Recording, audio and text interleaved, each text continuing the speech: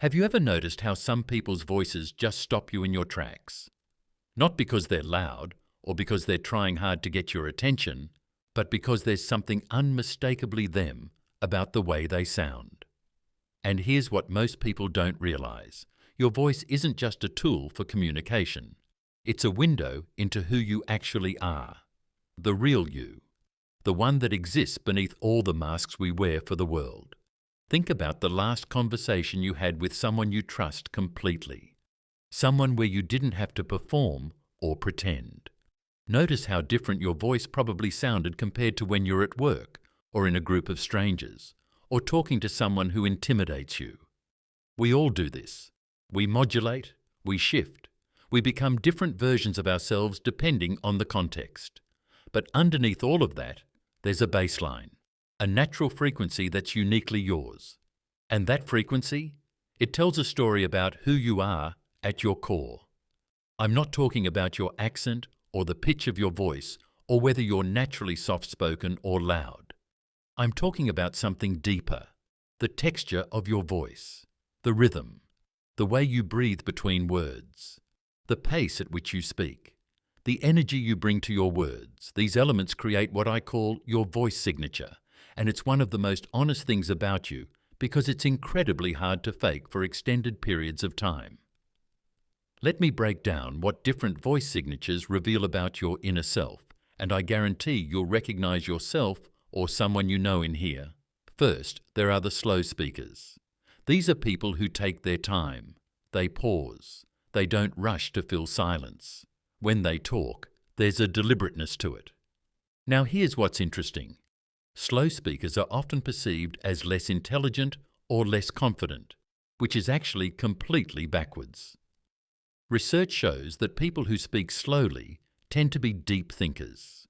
They're processing. They're careful with their words because they believe words matter. These are often people with rich inner lives. They're reflective. They notice details that other people miss. They're the type to sit quietly and think for hours, and that translates directly into how they communicate. They're not rushing because there's no need to rush.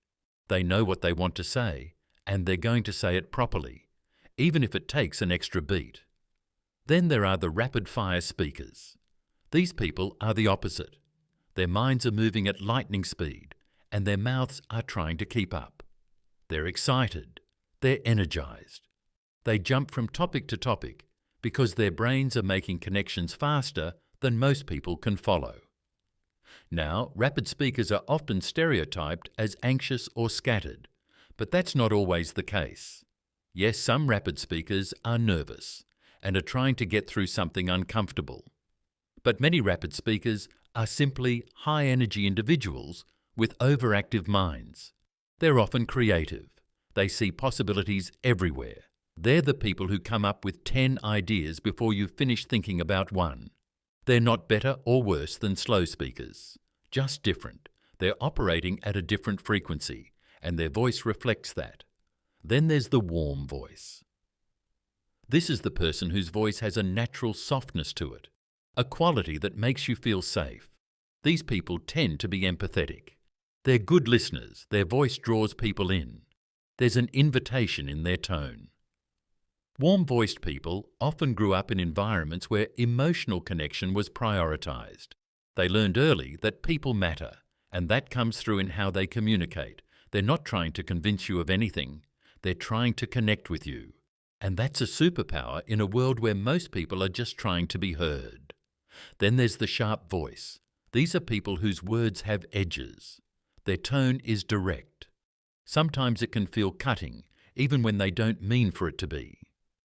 Sharp-voiced people are often highly analytical. They see problems clearly and they address them directly. They're not interested in softening the blow or dancing around the issue. This can come across as harsh to sensitive people, but sharp-voiced individuals are often just efficient. They value clarity. They've usually learned that direct communication saves time and prevents misunderstandings. They're not trying to hurt anyone. They're just trying to get to the truth. There's the musical voice.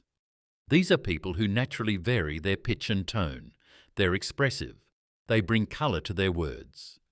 Musical-voiced people tend to be more emotionally open. They're comfortable with their feelings, and they're not afraid to let those feelings influence how they sound.